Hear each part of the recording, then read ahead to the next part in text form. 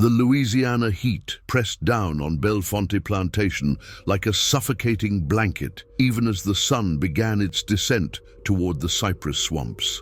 Margaret wiped the sweat from her brow with the back of her hand, her calloused fingers trembling slightly as she continued picking cotton under the watchful eye of Overseer Jenkins. The white bowls seemed endless, stretching across the fields like a sea of false purity that masked the blood and tears soaked into the rich soil. At 19, Margaret had already lived a lifetime of horrors. Her dark skin bore the faded scars of countless lashings, and her eyes held a depth of pain that seemed far older than her years. She had been born on this very plantation, the daughter of Sarah, who had died giving birth to her master's child when Margaret was only 12. The memory of her mother's final scream still haunted her dreams. "Move faster, girl!" Jenkins cracked his whip in the air, the sound making several slaves flinch. "Master Beaumont expects his quota filled before sundown, and I ain't gonna be the one to disappoint him." Margaret's jaw clenched, but she kept her eyes down, continuing her work. She had learned long ago that defiance only brought more pain. Around her, the other slaves worked in tense silence. Old Samuel with his bent back, young Thomas, who couldn't be more than 14, and Celia, whose spirit had been broken years ago after losing her third child to the auction block. As the day wore on, Margaret's mind wandered to the previous night's events. She had been serving dinner in the main house when Master Beaumont's son, Charles, had cornered her in the pantry.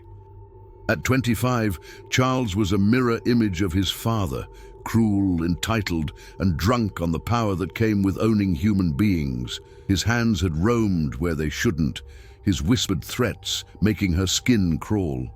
"You're getting prettier every day, Margaret," he had slurred, his breath reeking of bourbon. "Maybe it's time you learned what it means to serve the Beaumont family properly." She had managed to escape that night, but she knew it was only a matter of time. Charles had been watching her for months, his predatory gaze following her every movement. The other slave women had warned her.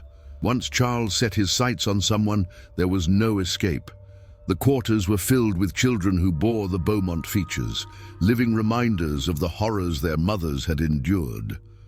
As the sun finally set, painting the sky in shades of blood orange, the slaves trudged back to their quarters.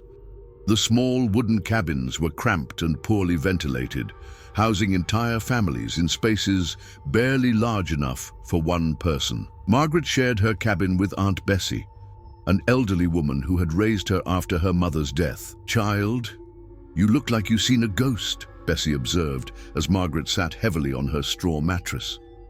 The old woman's weathered hands were gentle as she touched Margaret's shoulder. "What's troubling you?"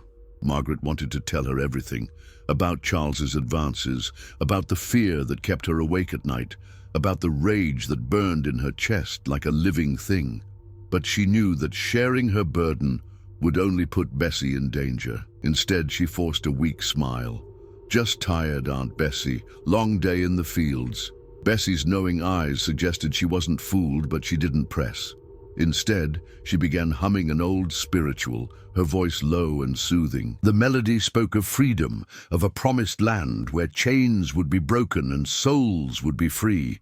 It was a dangerous song, one that could earn them both a whipping if overheard, but it was also a lifeline, a reminder that hope still existed even in the darkest places. As the night deepened, Margaret lay awake, listening to the sounds of the plantation settling into uneasy sleep. Somewhere in the distance, a baby cried, probably little Moses, whose mother had been sold away just last week. The sound cut through her heart like a knife, reminding her of all the families torn apart by the Beaumont greed. Through the thin walls, she could hear whispered conversations from the other cabins. Talk of runaways who had made it to freedom, of the Underground Railroad that supposedly helped slaves escape to the north, of a world beyond the plantation where black skin didn't automatically mean bondage. These conversations were dangerous, but they were also necessary. They kept the flame of hope alive in hearts that had every reason to despair. Margaret's hand unconsciously moved to the small scar on her wrist.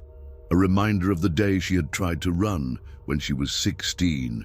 Jenkins had caught her before she'd made it to the swamp, and the punishment had been severe, but the desire for freedom had never left her. It had only grown stronger, more desperate with each passing day. As she finally drifted off to sleep, Margaret's dreams were filled with visions of a different life, one where she could walk with her head held high, where her body belonged to herself, where the color of her skin was not a sentence to a lifetime of suffering. But even in her dreams, she could feel the weight of chains, the ever-present reminder that she was considered property, not a person. The night air carried the scent of magnolia blossoms and the distant sound of the Mississippi River. But for Margaret, it also carried the promise of another day of torment, another day of fighting to maintain her dignity in a world determined to strip it away. Little did she know that the events of the coming days would transform her from a victim into a symbol of resistance that would echo through the generations. The next morning dawned grey and oppressive, with thick clouds hanging low over the plantation like a shroud. Margaret woke before the overseer's bell, her body tense with an inexplicable sense of dread. The air felt charged, as if a storm was brewing both in the sky and in the very foundations of Bellefonte plantation. She dressed quickly in her worn cotton dress and made her way to the main house, where she was assigned to kitchen duty. The Beaumont mansion stood like a monument to wealth built on human suffering, its white columns gleaming despite the overcast sky, its manicured gardens a stark contrast to the squalid slave quarters hidden behind the oak trees. In the kitchen, Cook Mary was already preparing breakfast, her movements efficient despite her advanced age. Mary had been at Bellefonte longer than anyone could remember, and her position as head cook afforded her a small measure of protection that other slaves didn't enjoy. Still, the years had taken their toll, and her once proud posture was now bent with the weight of countless indignities. "Morning, child," Mary whispered as Margaret began helping with the preparations. "Master Charles was asking about you last night. Told his daddy he wanted you assigned to serve his meals personal-like." Margaret's blood ran cold. She had hoped that Charles's interest might wane, but it seemed her worst fears were coming true. "What did Master Beaumont say?" "Said he'd consider it." Mary's voice was heavy with sympathy and fear. "Margaret, you need to be careful. Real careful. Charles ain't like his daddy. He's got a mean streak that runs deeper than the Mississippi." As if summoned by their conversation, Charles Beaumont himself appeared in the kitchen doorway. He was tall and lean, with the pale complexion of someone who had never worked a day in the fields. His blonde hair was perfectly groomed, and his clothes were made from the finest fabrics that slave labor could buy. But it was his eyes that truly revealed his nature, cold, calculating, and utterly without compassion. "Well, well," he drawled, his gaze fixed on Margaret. "If it isn't our little kitchen helper." "Margaret, isn't it?" Margaret kept her eyes downcast, her hands trembling slightly as she continued kneading dough. "Yes, Master Charles. Look at me when I'm speaking to you." Slowly, reluctantly, Margaret raised her eyes to meet his. The predatory smile that spread across his face made her stomach turn. "Much better. You know, I've been thinking about our conversation yesterday. I believe it's time we got better acquainted." He stepped closer, and Margaret could smell the lingering scent of bourbon on his breath, even at this early hour. "Tonight, after dinner, you'll come to my room. We have some business to discuss." The words hung in the air like a death sentence. Margaret's heart pounded so loudly she was sure everyone in the kitchen could hear it. She wanted to scream, to run, to fight. But she knew that any resistance would only make things worse, not just for her, but for everyone in the quarters. "Yes, Master Charles," she whispered, the words tasting like poison in her mouth. Charles's smile widened. "Excellent. I do so appreciate obedience." He turned to leave, then paused. "Oh, and Margaret, don't even think about running. You know what happened to the last girl who tried to avoid her duties." After he left, The kitchen fell into a heavy silence. Mary's hands shook as she continued cooking, and Margaret felt as if the walls were closing in around her. The other slaves in the kitchen, young Peter, who helped with the heavy lifting, and Anna, who cleaned the dishes, avoided eye contact, their own fear palpable. The day passed in a blur of dread and desperate planning. Margaret went through the motions of her duties, but her mind was racing. She thought about running, but she knew the swamps were full of dangers and the patrollers would be on her trail before she made it a mile. She thought about telling Aunt Bessie, but what could the old woman do except worry herself sick? As evening approached, Margaret found herself in the main house's dining room, serving dinner to the Beaumont family. Master Beaumont sat at the head of the table, a portly man in his 50s, whose wealth was evident in every aspect of his appearance. His wife, Constance, was a thin, nervous woman who rarely spoke above a whisper and seemed to live in constant fear of her husband's displeasure. Charles regaled his parents with stories of his day, his voice animated as he described a new horse he was considering purchasing. To anyone watching, he appeared to be nothing more than a privileged young man enjoying his family's company. But Margaret could feel his eyes on her every time she moved around the table, and she knew he was savoring the anticipation of what was to come. "Margaret has been such a help in the kitchen," Charles said casually as she refilled his wineglass. "I was thinking she might be better suited to more personal service." Master Beaumont grunted his approval. "Do what you think best, son. She's your property to manage." The casual way they discussed her fate, as if she were a piece of furniture to be moved from room to room, made Margaret's hands shake with suppressed rage. She was a human being with thoughts, feelings, and dreams, but to them she was nothing more than an object to be used and discarded at will. After dinner, Margaret helped clear the table with mechanical precision, each movement bringing her closer to the moment she had been dreading all day. As the family retired to the parlor, Charles caught her arm in the hallway. "Don't keep me waiting," he whispered, his grip tight enough to leave bruises. "My room, 1 hour." Margaret nodded, not trusting herself to speak. As Charles disappeared up the grand staircase, she made her way back to the kitchen, her mind numb with terror and despair. Cook Mary was finishing the last of the dishes, her movements slow and tired. "Child," Mary said softly, not looking up from her work. "Sometimes the Lord tests us in ways we don't understand, but He also gives us strength we didn't know we had." Margaret wanted to ask what strength could possibly help her now, but the words wouldn't come. Instead, she helped Mary finish cleaning, each passing minute bringing her closer to her fate. As they prepared to leave the kitchen, Mary pressed something small and cold into Margaret's hand. Looking down, Margaret saw a small paring knife, its blade sharp and gleaming in the lamplight. Mary's eyes met hers for just a moment, and in that look, Margaret saw not just sympathy, but understanding, and perhaps permission. "Sometimes," Mary whispered so quietly that Margaret almost didn't hear her, "a person's got to choose between living on their knees or dying on their feet. But there's a third choice, child. Sometimes you can choose to live standing up." As Margaret made her way through the darkened hallways of the main house, the knife hidden in the folds of her dress, she felt something she hadn't experienced in years, a sense of power. For the first time in her life, she was about to make a choice that was entirely her own. The weight of that realization was both terrifying and liberating.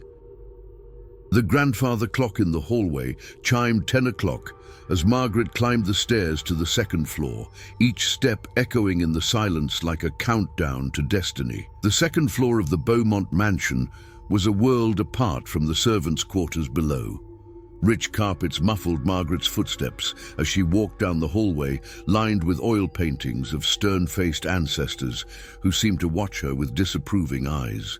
The air was thick with the scent of expensive tobacco and furniture polish, a stark reminder of the luxury built on the backs of people like her.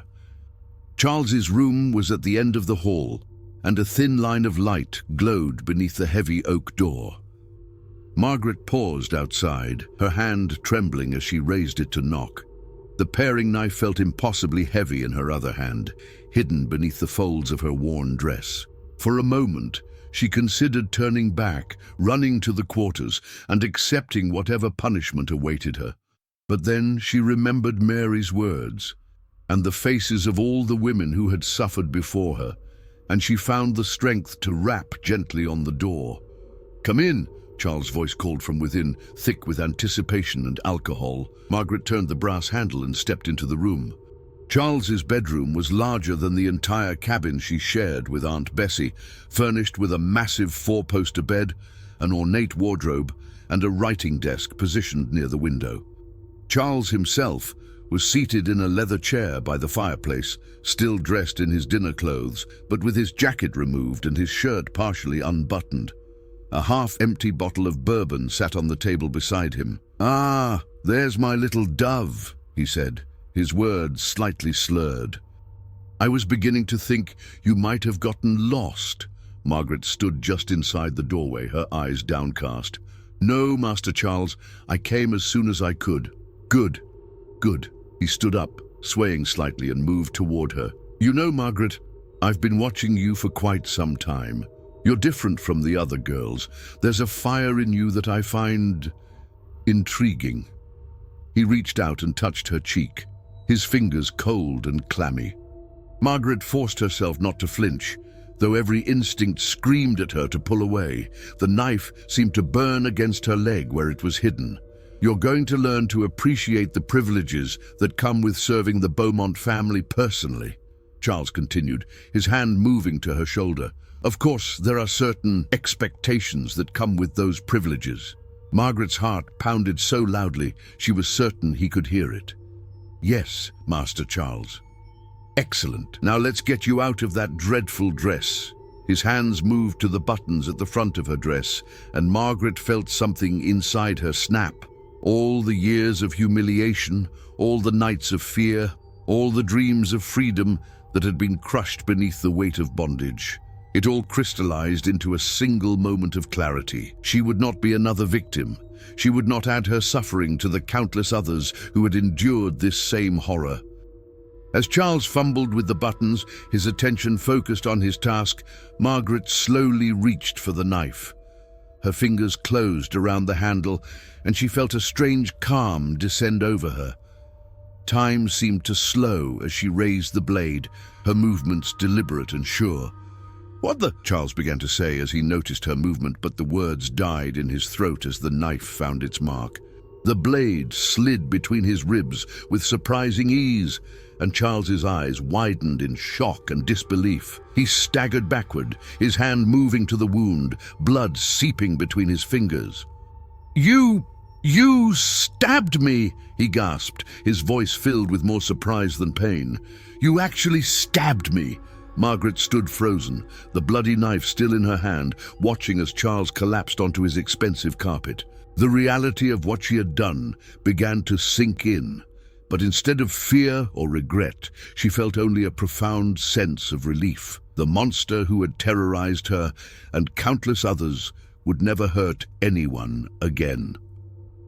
Charles tried to call for help, but his voice came out as little more than a whisper. Blood was spreading across his white shirt, and his face was growing pale. He looked up at Margaret with eyes that held a mixture of rage and disbelief, as if he couldn't comprehend that a slave, his property, had dared to strike back. "You'll hang for this," he wheezed. "They'll make an example of you that every slave in Louisiana will remember." Margaret knelt beside him, her voice steady and calm. "Maybe they will, but you'll never hurt another woman again, and that's worth whatever comes next." Uday. Charles's breathing became labored, and his attempts to speak grew weaker.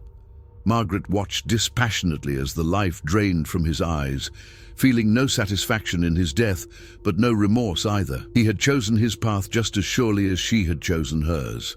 When it was over, Margaret stood up and looked around the room. The grandfather clock in the hallway chimed 11, and she realized that less than an hour had passed since she had climbed those stairs. In that short time, she had transformed from victim to avenger, from property to a person who had reclaimed her own agency. She cleaned the knife on Charles's shirt and tucked it back into her dress. There was no point in trying to hide what had happened. The blood on the carpet and Charles's lifeless body told the story clearly enough. But she had bought herself some time before the body would be discovered, and she intended to use it wisely.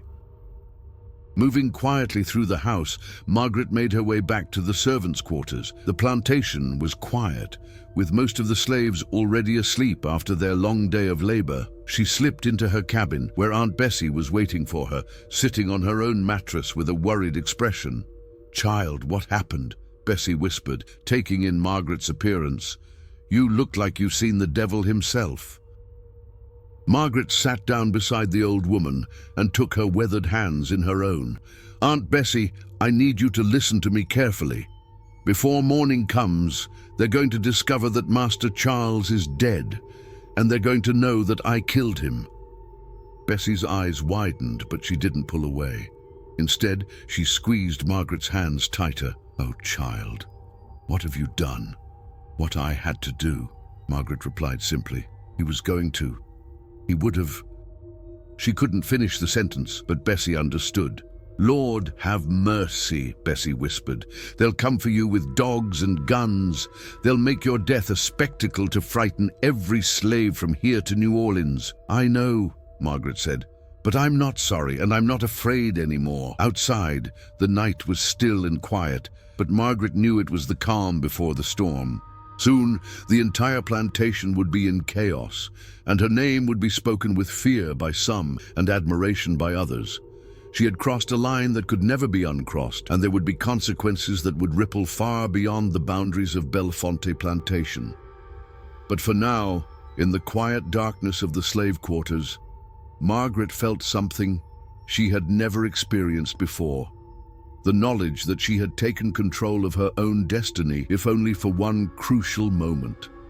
Whatever came next, she would face it as a person who had refused to be broken, who had chosen to fight back against a system designed to crush her spirit.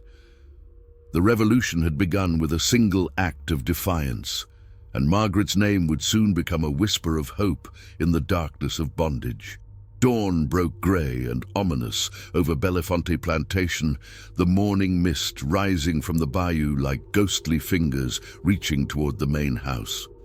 Margaret had not slept. Instead, she had spent the night sitting with Aunt Bessie, sharing stories of her childhood and speaking of dreams that would never be fulfilled. They both knew these were likely their last hours together. The discovery came at 7 o'clock sharp, when Mammy Rose, the elderly house servant responsible for waking the family, entered Charles's room with his morning coffee. Her scream shattered the morning quiet, echoing through the mansion and across the grounds like a banshee's wail. Within minutes, the entire plantation was in chaos. Master Beaumont's roar of rage could be heard from the slave quarters as he discovered his son's body. "Get every slave on this plantation lined up in the yard. Now!" His voice carried the promise of violence, and the overseers scrambled to comply. Margaret stood calmly as Jenkins burst into her cabin, his face red with fury and his whip already in hand. "All of you out! Master wants everyone in the yard immediately." As the slaves filed out of their cabins, Margaret caught glimpses of their faces. Some confused, others terrified, but a few showing something that looked almost like understanding. Word traveled fast in the quarters, and whispered conversations had already begun to piece together what had happened. The main yard of the plantation became a scene of barely controlled chaos. Master Beaumont stood on the steps of the main house, his face purple with rage, while Constance Beaumont wept hysterically behind him. The local sheriff, a thin man named Crawford, who owed his position to Beaumont's political influence, had already arrived with several deputies. "One of you animals murdered my son!" Beaumont's voice cracked with emotion and fury. "Charles was found dead in his room, stabbed like a dog. I want to know who did this, and I want to know now." The slaves stood in silent rows, their eyes fixed on the ground. Margaret found herself in the front row, directly in Beaumont's line of sight. She kept her expression neutral, but inside her heart was pounding with a mixture of fear and defiant pride. Sheriff Crawford stepped forward, his hand resting on his pistol. "We'll question every one of them until we get answers. Someone saw something, someone knows something. Question them," Beaumont snarled. "To hell with questions. Start with the whip. Beat them until someone talks." But Crawford, despite his allegiance to Beaumont, was a practical man. "Now, Beaumont, we need to be smart about this. If we start beating them all, we might kill the one who has the information we need. Let me handle this properly." The sheriff began walking down the line of slaves, studying each face carefully. When he reached Margaret, he paused, his eyes narrowing. "You work in the main house, don't you, girl?" "Yes, sir," Margaret replied, her voice steady. "You were in the house last night?" "Yes, sir. I served dinner and helped clean the kitchen." Crawford studied her for a long moment, and Margaret could see the suspicion growing in his eyes. "What time did you leave the main house?" Margaret had prepared for this question. "Around 9 o'clock, sir, after we finished cleaning." It wasn't technically a lie. She had left the kitchen around 9. She simply omitted the fact that she had returned an hour later. Crawford moved on, but Margaret could feel his attention returning to her repeatedly as he questioned the other slaves.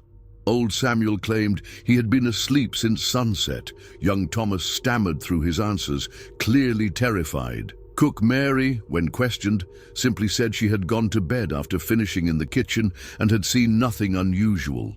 As the morning wore on, the questioning became more aggressive. Jenkins was given permission to use his whip on several of the field hands, and their screams filled the air. But no one broke. No one pointed fingers. The code of silence that had protected the slave community for generations held firm. It was Constance Beaumont who provided the crucial piece of information, though she didn't realize it at the time. Through her tears, she mentioned to the sheriff that Charles had been particularly interested in one of the house servants lately. "He said something about wanting better service," she sobbed. "He mentioned a girl, Margaret, I think her name was." Crawford's head snapped around, his eyes finding Margaret in the crowd. "You, step forward." Margaret walked slowly toward the sheriff, her chin held high. Around her, she could feel the tension in the crowd of slaves, the collective holding of breath as they realized what was happening. "Charles Beaumont was interested in you, was he?" Crawford's voice was deceptively casual. "I wouldn't know about Master Charles's interests, sir," Margaret replied. "I just did my work." "Is that so?" Crawford circled her like a predator. "Funny thing is, I've been doing this job for 15 years, and I've learned to read people pretty well. And right now, you're the only person here who doesn't look scared." Margaret met his gaze steadily. "I haven't done anything wrong, sir. Haven't you?" Crawford's hand moved to his pistol. "Because I think you know exactly what happened to Charles Beaumont. In fact, I think you're the one who put that knife in his chest." A murmur ran through the crowd of slaves, but Margaret remained silent. She could see Aunt Bessie in the crowd, tears streaming down the old woman's face, but also a look of fierce pride in her eyes. "Nothing to say?" Crawford pressed. "Well, maybe a few hours in the barn with Jenkins and his whip will loosen your tongue." "That won't be necessary," Margaret said quietly, her voice carrying clearly across the yard. "I killed Charles Beaumont." The admission hit the crowd like a physical blow. Several slaves gasped, and Constance Beaumont's wailing grew louder. But Master Beaumont himself fell silent, staring at Margaret with a mixture of rage and disbelief. You confess?" Crawford seemed almost surprised by her directness. "I confess," Margaret repeated louder this time. "I went to his room last night and I put a knife in his heart, and I'm not sorry for it." The silence that followed was deafening. Even the birds seemed to have stopped singing. Margaret stood in the center of it all, finally free to speak her truth. "He was going to rape me," she continued, her voice growing stronger, "just like he raped Sarah and Emma and God knows how many others. He thought he owned me, body and soul. But he was wrong. My body belongs to me, and my soul belongs to God. Master Beaumont found his voice at last, his words coming out in a strangled roar. You killed my son, my boy. Your boy was a monster, Margaret replied calmly, and now he's dead, and he'll never hurt another woman again. Ooh! The crowd of slaves was completely silent, but Margaret could feel something electric in the air, a sense of awe, of disbelief, of something that might have been hope. For the first time in their lives, they were seeing one of their own stand up to their oppressors without cowering, without begging for mercy. Crawford drew his pistol, his face grim. Margaret, by the authority vested in me by the state of Louisiana, you are under arrest for the murder of Charles Beaumont. You'll hang for this. I know, Margaret said simply, but I'll hang as a free woman because for the first time in my life I chose my own path. As the sheriff's deputies moved to restrain her, Margaret looked out over the crowd of slaves one last time. In their faces she saw fear, yes, but also something else. A spark of defiance that hadn't been there before. Her act of rebellion had planted a seed, and she knew that seed would grow long after she was gone. The revolution had begun, and Margaret's name would be remembered long after the chains of bondage were finally broken. The news of Margaret's confession spread through the Louisiana countryside like wildfire. Within hours, riders were galloping between plantations, carrying word of the slave who had murdered her master's son and confessed without showing an ounce of remorse. The reaction was swift and predictable, a mixture of outrage from the white population and something far more complex from the enslaved communities. Margaret was dragged to the parish jail in chains, her wrists and ankles shackled with iron that bit into her skin with every step. The jail was a small, cramped building that reeked of human waste and despair, its cells designed more for punishment than containment. She was thrown into a windowless cell, barely large enough for her to lie down, with only a bucket for sanitation and a thin layer of moldy straw on the floor. But even in the darkness of her cell, Margaret felt a strange sense of peace.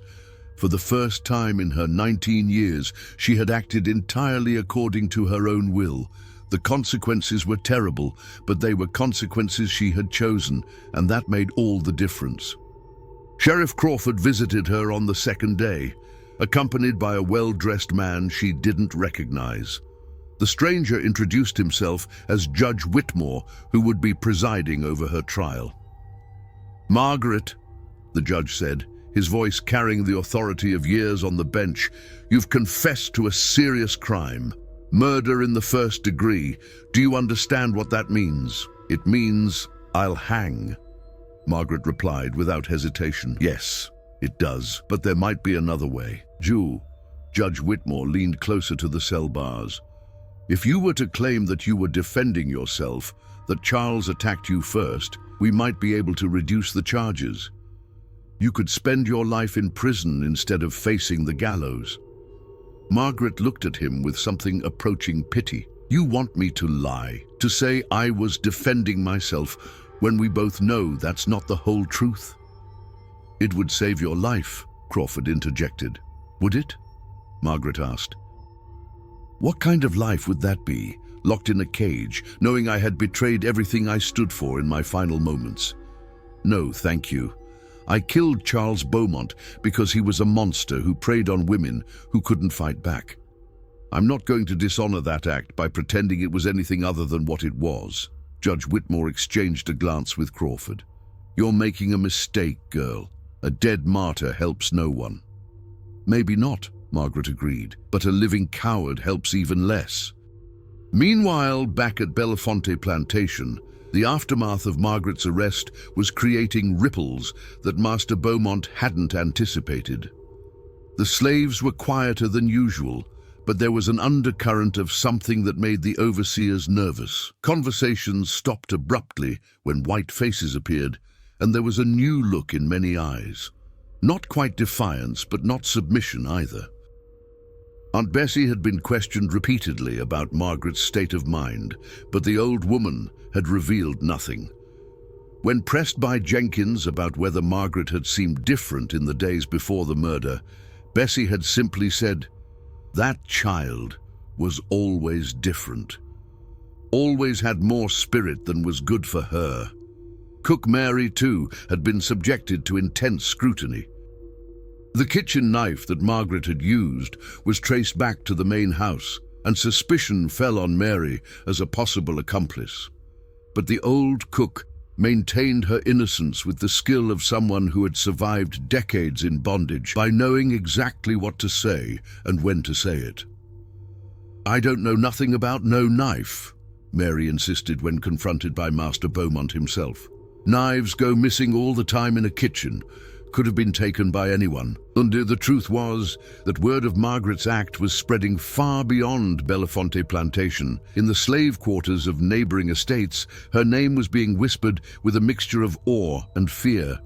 Some called her a fool who had doomed herself for nothing. Others saw her as something approaching a saint, a woman who had finally said enough and meant it. The Underground Railroad, that secret network of abolitionists and escaped slaves who helped others find freedom, took notice as well. A woman named Harriet, herself an escaped slave, who had become one of the railroad's most effective conductors, heard Margaret's story during a clandestine meeting in New Orleans. "This girl has done something important," Harriet told her fellow abolitionists. "She's shown that we don't have to accept what they do to us. Her courage could inspire others to resist, to fight back, to refuse to be victims. Hooray! But resistance came with a price, and that price was being paid not just by Margaret, but by the entire slave community. Master Beaumont, driven by grief and rage, had instituted new restrictions on his plantation. The slaves' already meager rations were cut further. Work hours were extended.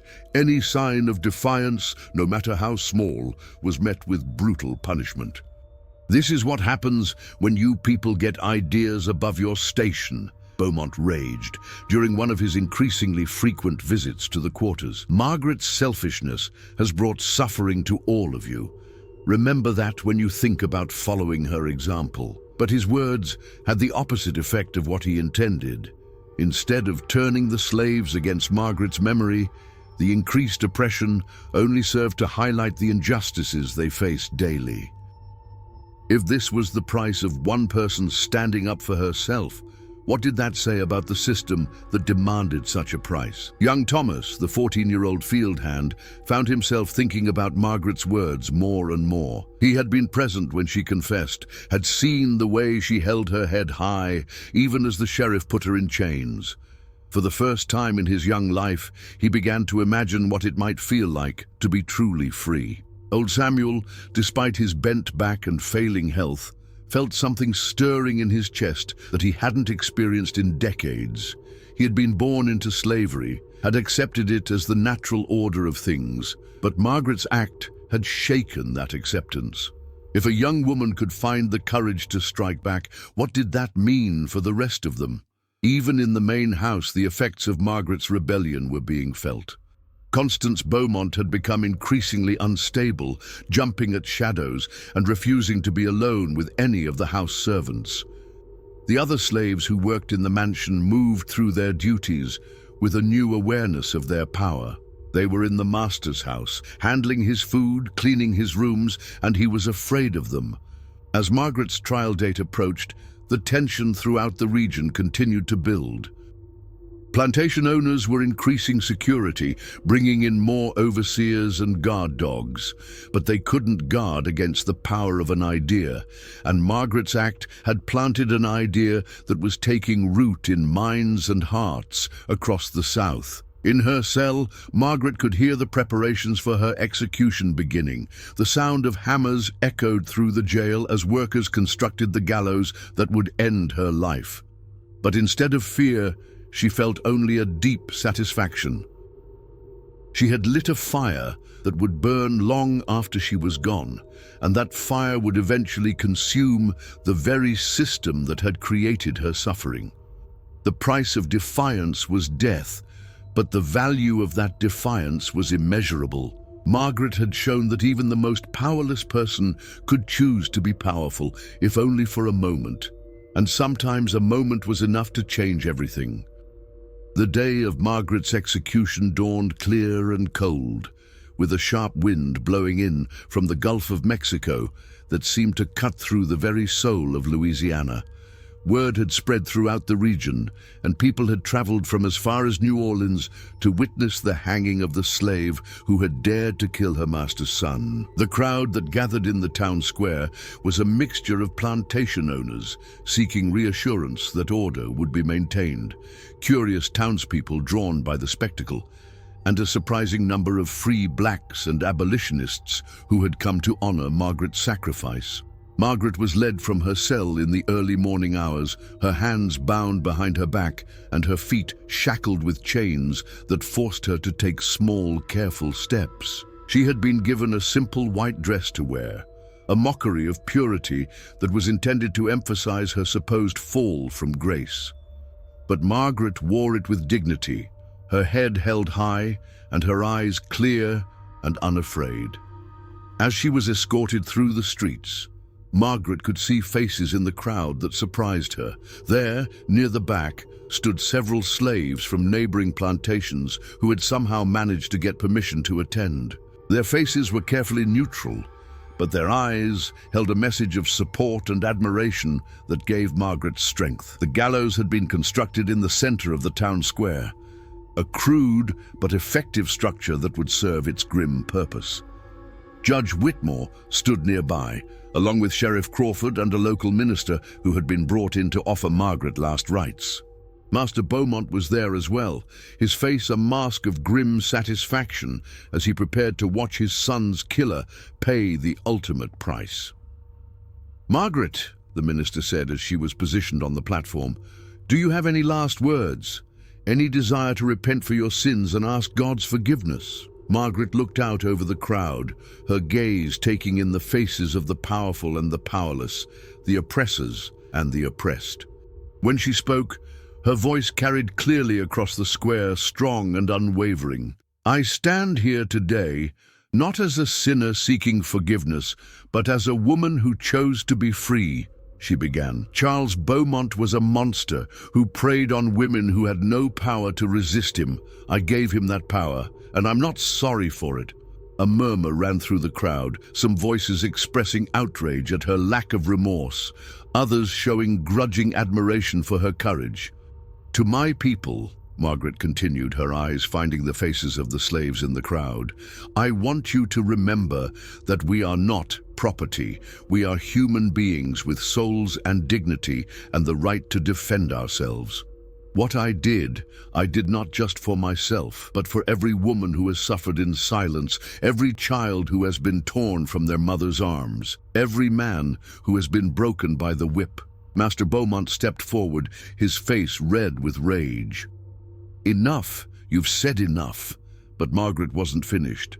"My death will not end this. You can hang my body, but you cannot hang the idea that we deserve to be free.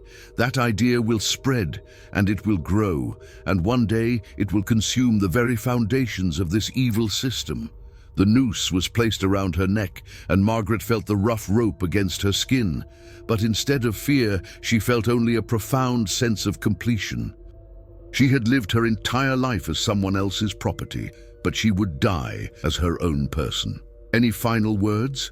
Judge Whitmore asked, his voice formal and cold. Margaret looked directly at Master Beaumont, her eyes blazing with an inner fire. "Tell them that Margaret died free." The trapdoor opened, and Margaret's life ended with a sharp crack that echoed across the square. But even as her body swayed in the morning breeze, something powerful was being born. The crowd dispersed slowly, many people walking away in thoughtful silence, carrying with them the memory of a young woman who had chosen death over submission. In the weeks and months that followed, Margaret's story spread throughout the South like a contagion. Plantation owners tried to suppress it, forbidding their slaves from speaking her name, but the story persisted. It was told in whispered conversations in the slave quarters, passed along by traveling preachers and underground railroad conductors, and even discussed in the parlors of abolitionists in the North.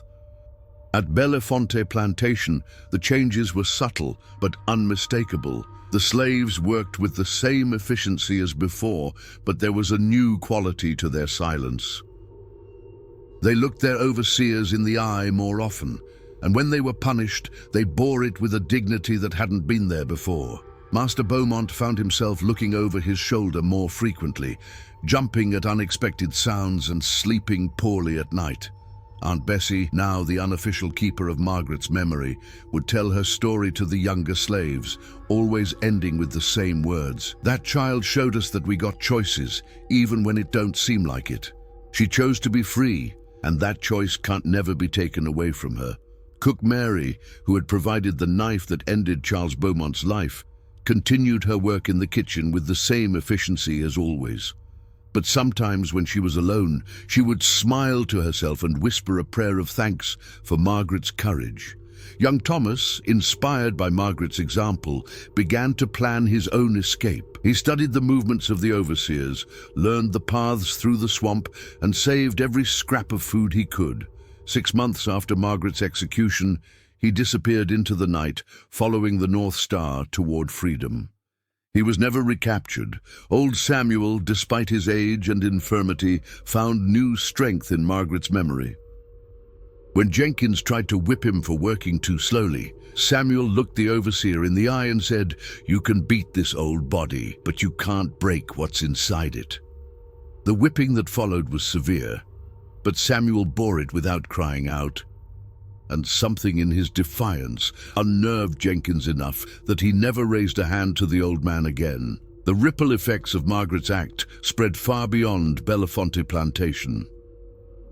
In New Orleans, a group of free blacks organized a secret society dedicated to helping slaves escape to freedom, calling themselves Margaret's Children. In the North, abolitionists used her story to illustrate the horrors of slavery and the courage of those who resisted it. Harriet, the Underground Railroad conductor who had first heard Margaret's story, made it a point to tell every escaped slave she helped about the young woman who had chosen death over submission. "She showed us that we don't have to accept what they do to us," Harriet would say. "Her courage lives on in every person who chooses to be free." Even among the white population, Margaret's story had an impact. Some plantation owners, shaken by the realization that their slaves were capable of such decisive action, began to treat their human property with slightly more caution. Others doubled down on oppression, but their increased brutality only served to highlight the injustices of the system and create more sympathy for the abolitionist cause. Years later, when the Civil War finally came and the chains of slavery were broken, Margaret's name was remembered by those who had lived to see freedom. Former slaves would tell their children and grandchildren about the young woman who had struck the first blow for their liberation, who had shown them that even the most powerless person could choose to be powerful. In the end, Margaret's legacy was not just the death of one cruel man, but the birth of an idea that could not be killed. She had shown that resistance was possible, that dignity could be maintained even in the face of death, and that sometimes the most important victory was simply refusing to be defeated. The slave Margaret, who stabbed the master's son while he slept, had become something more than a person.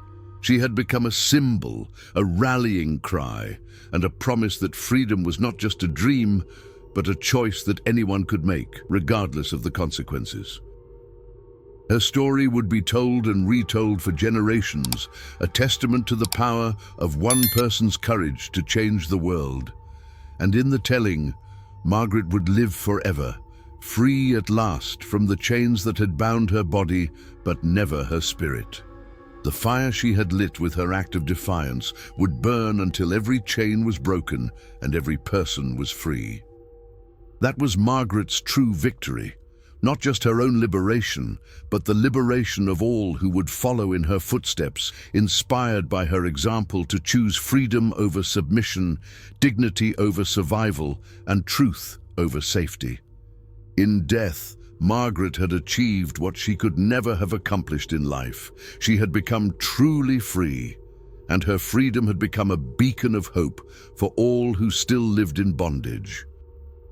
The slave who had dared to strike back had become a legend, and legends, unlike people, can never truly die.